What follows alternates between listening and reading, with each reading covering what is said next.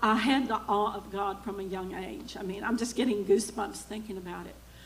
I was born, when I say I'm the oldest, I'm not the firstborn. My mom and dad lost a child before me. So when I came 4 years later, I was very cherished. And one thing I've realized my whole life, my mom set me up for a strategy to win. So as we're talking about fervency, the Lord said to me, Carol, you've got to grow in effectiveness. And I'm like, really? And he said, yes. And I'm going to teach you what effectiveness is. And what he started to speak to me, I started from that young age, my list prayer. Does anybody else think of the circle? I kind of see our relationships in circles. Like first there's the circle of just me with Father, Son, and Spirit, that intimacy. Then the next circle is me and Randy with Father and Son and Spirit. And then like the circles keep expanding, but there's like a core of, Jesus had those that the word says he walked with them to the very end. Walked with them. There are going to be some that come and go. There are going to be some we pray for that we don't know. But we each have a tribe that God has entrusted to us. And when I was 3 or 4, I did not realize that at 12 I was going to be helping raise my family because my daddy went to heaven at 37. So out of 5 of us kids. But the Lord spoke to me a long time ago about the importance of our intimacy. Like intimacy is a strategy. But the strategy Mom set me up with is this. And listen, my mom was amazing. And she was human. James says that Elijah was a man like us. We're this human skin. My mom was human. She had her issues. I have my issues that the Lord's constantly working on. But she gave me at 3 or 4 a strategy that has stayed with me my whole life. And today I turned 69. So, praise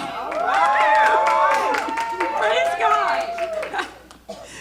But what she said is this. She would get down on my level, and I was preschool, and she said, and I'm Carol Jane in my family. She said, Carol Jane, if you're ever in a situation that you don't know what to do, call on Jesus. And that has been my life core. And of course, then I learned more about Holy Spirit at 17. But he has never failed me.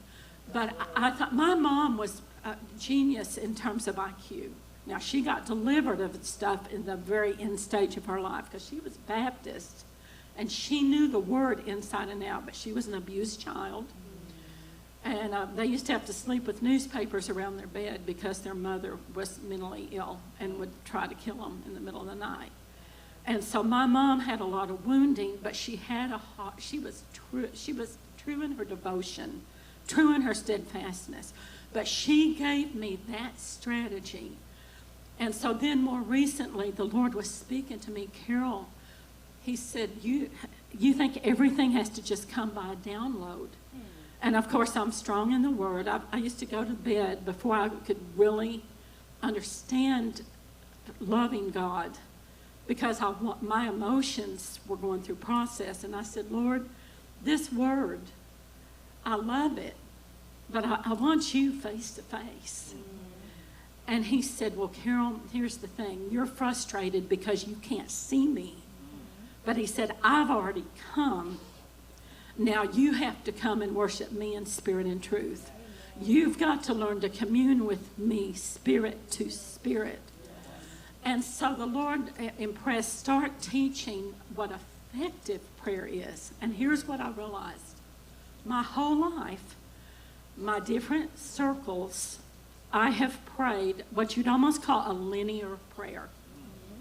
Like praying for my core, It's always going to cover protection, especially if you live in DFW area. You're going to be praying protection of your loved ones because the driving around here, let me tell you, you got to have discernment, you got to have awareness, you got to have angels. And so, like the Lord said, you've covered your family beautifully. But he said, Carol, you're not always praying with the level of depth for them individually. And I said, well, Lord, my tribe's huge. And then beyond that tribe of family, you know, I'm the oldest of 5. They all have kids. And of course, Randy, and by the way, God just brought him through a heart attack 2 weeks ago. And all we kept hearing in the midst of it is all things work together for the good. If he hadn't had it, we wouldn't have found out that he was totally blocked in 2 different arteries. Like God, what was a crisis also saved his life down the road. So thank you, Lord. But the Lord started speaking to me about having a strategy, like Mom gave me a strategy. And then the Lord took me back to, I walked away from the Lord when Daddy died because I had just prayed. I had a lot of faith, and Daddy died. And Mom was pregnant out to here with 2 other kids under 5. And then my other sister and I was mad, and I turned away, went into deep rebellion. But when I was 17 and I started walking with the Lord through a visitation with him, I was praying in the Baptist Student Union at Stephen F. Austin College. And I was a cool teenager, okay? I was a cool girl. And it was quite a ways from my dorm room, but in the middle of prayer in the Baptist Student Union that wasn't celebrating the gifts and the ministries of the Spirit, okay? But they were helping me because I wanted to walk with him. But in the middle of prayer, I had a vision. And I saw my next to the youngest sister, Gretchen, getting hit by a car. And it freaked me out so bad that this cool chick with her high heels ran her fanny all the way back. It was at least a mile. I ran to get to a phone, called my mom, and I said, is Gretchen okay? And she said, yes, what's going on? And I said, I had a vision of her getting hit by a car. We've got to pray. And that was about on a Friday, and by, I think, within like 5 or 6 days, Mom called me, and she said, Gretchen got hit by a car, but she's okay. And actually the man who was the mayor of our city in Plano for years, they were our neighbors, he coming down the alley hit her and she just rolled off the car. Like she wasn't in another car. Like he had a car, she had her. And God brought her through. And then years later,